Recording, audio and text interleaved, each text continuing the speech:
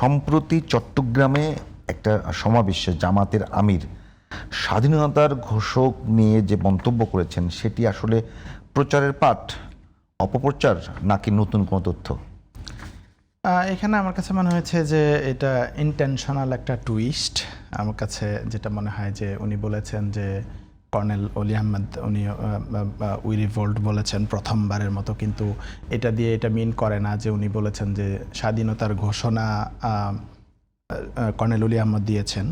তো এটা আমার মনে হয় ইন্টেনশনালি টুইস্ট করা হয়েছে একটা বিতর্ক তৈরি করার জন্য, যেটা অযথা, আমি মনে করি একদমই অযথা একটা বিতর্ক তৈরি করা হয়েছে। নিজেরা দাবি করে একটা নৈতিক রাজনীতি, এটা যদি তাদের কাছ থেকে যে আওয়ামী লীগের সময় এরকম স্বাধীনতার ঘোষক নিয়ে চরম বিতর্ক তৈরি হয়েছিল, সেই রকমটা কতখানি কাঙ্ক্ষিত না? এটা আমি মনে করি বিএনপি এই জায়গায় এই ঘটনাটাকে টুইস্ট করে এটা নিজেদেরই ক্ষতি করছে।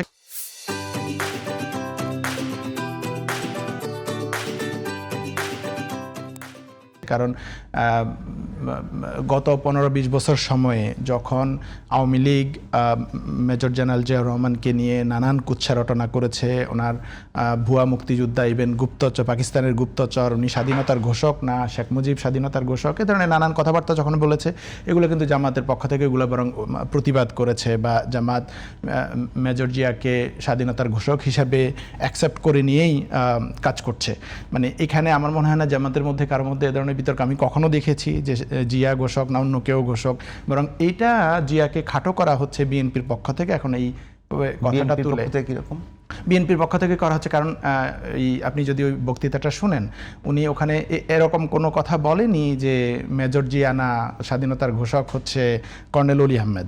এখন উই রিভোল্ট এই কথাটাকে, এটা মানে তো যে আমি ঘোষক, অমুক ঘোষক, এরকম বোঝায় না। এখন এই জিনিসটাকে টুইস্ট করে ব্যবহার করা হচ্ছে। ও আচ্ছা, তাহলে জামাতের আমির তাহলে বলছে জিয়া না, আসলে কর্নেল অলি ঘোষক। এইটা যারা তুলেছে আমি মনে করি তারা জিয়াকে ছোট করেছে।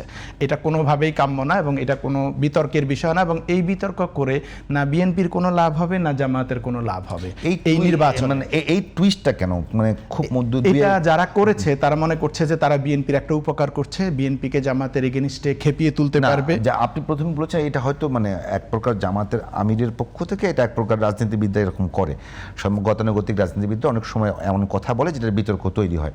সেই বিতর্কটা কি এজন্য যে খুব সম্প্রতি নারীদের বিষয় নিয়ে জামাতকে খুব বেশি তোপের মুখে পড়তে হচ্ছে? আমার মনে হয় না সেটাকে ওভারল্যাপ করবার জন্য, আমার মনে হয় না এটাতে জামাত, নারীদের ইস্যুতে জামাত তোপের মুখে পড়ছে এটা আমি মনে করি না, বরং নারীদের ইস্যুতে বিএনপি তোপের মুখে পড়ছিল। কারণ সারা দেশে বিএনপি জামাতের নারী কর্মীদের উপর হামলা করছে, কোথাও জামা কাপড় খুলে নেওয়ার হুমকি দিচ্ছে, কোথাও পুলিশে দেওয়ার হুমকি দিচ্ছে, কোথাও হুমকি দিচ্ছে যে তুই বেটি মানুষ, তুই কেন রাজনীতি করতে আসবি, ভোট চাইতে আসবি।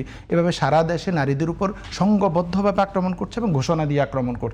এই আক্রমণের কারণে বিএনপি চাপে পড়ে নতুন করে কিছু বের করার চেষ্টা করেছে।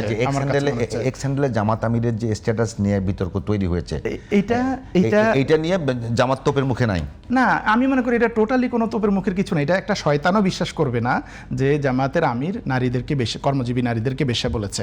এটা কোনো শয়তানও বিশ্বাস করবে, এবং যারা অভিযোগ করতেছে তারাও জানে এটা সম্পূর্ণ একটা মিথ্যা, ভুয়া অভিযোগ। এবং কোনোভাবেই জামাতের আমির তো দূরের কথা, জামাতের অন্য কোনো জামাতের আমিরের এক্স হ্যান্ডেল যারা পরিচালনা করে এরকম কেউ বলবে, এক্সপার্ট টিম থাকার কথা। আপনার ডেফিনেটলি এইটা কোনোভাবেই যে ইলেকশনের আগে ধরেন আরও যদি আপনি ধরেও নেন, যদি কেউ এটা ইভেন বিশ্বাসও করে এরকম, তাও তো বলবে না।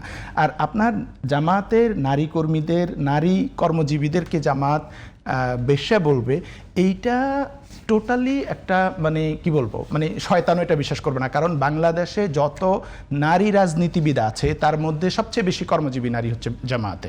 সো জামাতের এই কথা তো বলার মানে ইন প্রিন্সিপালেই কোনো কারণ নাই। জামাত, বরং জামাতের নারীরা যত পরিমাণ কর্মজীবী নারী জামাতে আছে, এত কর্মজীবী পুরুষ যদি বিএনপিতে থাকতো তাহলে চাঁদাবাজি বন্ধ হয়ে যেত না। লিডিং মানে জামাতের কর্মজীবী নারী আছে, কিন্তু তারা কি লিডিং পজিশনে আছে? হ্যাঁ, ডেফিনেটলি লিডিং পজিশনে, জামাতের একদম টপ পজিশন থেকে, জামাতের মহিলাদের সেক্রেটারি যিনি, সেখান থেকে শুরু করে জামাতের সবচেয়ে টপ লেভেলের ডাক্তার, শিক্ষক, স্কুল টিচার, কলেজ টিচার, এ ধরনের ইঞ্জিনিয়ার, জামাতের মহিলাদের মধ্যে তো সব শিক্ষিত মানুষ। আপনি যদি জামাতের মহিলাদের একটা কোনো একটা প্রোগ্রাম আয়োজন করেন, ওখানে 90%, 95% আপনি দেখবেন যে উচ্চশিক্ষিত নারীরা সেখানে নেতৃত্বে।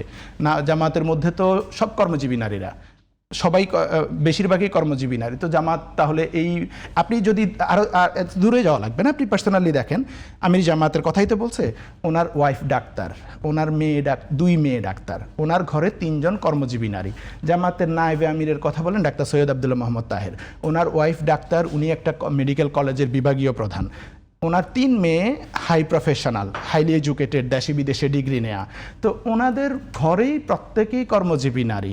আপনি এরকম তো অন্যদের চেয়ে জামাতের মধ্যে কর্মজীবী নারী বেশি, এবং জামাতের নেতৃত্বের পর্যায়ে যদি দেখেন নারীদের কর্মজীবী নারী হচ্ছে মেজরিটি, হচ্ছে কর্মজীবী নারী। তো এইটা আমি মনে করি না জামাতকে কোনোভাবে তারা চাপে ফেলতে পেরেছে, বরং এখানে যেটা তাদের যে ইনসিকিউরিটিটা, যে নারীদের ভোট এবারে তারা পাচ্ছে না, এই ইনসিকিউরিটি থেকে তারা এটা তৈরি করেছে। এটা শুরু হয়েছে ডাকসু ইলেকশনের পরে। যে আগে ধারণা ছিল সুশীল সমাজের বা বিএনপি অন্যান্য দলগুলোর ধারণা ছিল যে নারীদের ভোট কখনোই ইসলামী দলগুলো পাবে না, এবং ডাকসুর আগে খুব কনফিডেন্টলি তারা এই কথা বলেছে যে নারীদের ভোট শিবির পাবে না। যখন নারীদের ভোট তারা দেখলো দলে দলে নারীরা শিবিরকে ভোট দিচ্ছে, এবং শুধু বোরকা পরা নারীরা না, একদম জেনারেল ওয়েস্টার্ন পরা নারীরাও ভোট দিচ্ছে, তখন তাদের মধ্যে এটা কনসার্ন তৈরি হয়ে গেছে যে নারীদেরকে কিভাবে বিভ্রান্ত করা যায়। তারা একটা সুতানাতা খুঁজছে, এই একটা খুঁজে বের করলো এটা যে টুইটার হ্যাক হলো। এরপরে দেখেন এখান থেকে এক্সপ্লেনেশন দেওয়া হলো, আধা ঘন্টা 45 মিনিটের মধ্যে বলা হলো যে তারা টুইটারে পোস্টও করেছে যে আমাদের এটা ডিভাইসের কন্ট্রোল অন্য কেউ নিয়ে নিয়েছিল, এই যে প্রসেস ওরা তো ডিটেল ব্যাখ্যা করেছে, আমি সে ব্যাখ্যা যাব না করে প্রকাশ। ওরা আরেকটা ডিসক্লেমার পোস্টও দিয়েছে। তার 9 ঘন্টা পরে ছাত্রদল সহ অন্যান্যরা এটারে ইস্যু বানিয়ে আন্দোলন করার চেষ্টা করলো। সবচেয়ে দুঃখজনক হলো, মানে তারেক রহমানের মতো আরেকটা দলের চিফ, তিনি এই জিনিসটা নিয়ে বক্তব্য দিচ্ছেন। মাহাদি আমিনের মতো ধরেন যিনি হচ্ছে নির্বাচন পরিচালনা কমিটির প্রধান, এ ধরনের ব্যক্তিরা যখন এ ধরনের একটা অযথা জিনিস নিয়ে বিতর্ক তৈরি করার চেষ্টা করেন, ওনারা মনে করছেন যে নারীদেরকে ওনারা বিভ্রান্ত করতে পারবেন এটা দিয়ে, কিন্তু আসলে আমার মনে হয় এটা হিতে বিপরীত হয়েছে। আপনি অনেক নারীদের বক্তব্য শুনবেন যে নারীরা বলছে যে এটা কোনোদিনও শয়তানও বিশ্বাস করবে না যে জামাতের আমির ইলেকশনের আগে নারীদের ব্যাপারে এরকম একটা কথা বলবার, যেখানে জামাতের আমিরের নিজের ঘরেই 3 জন কর্মজীবী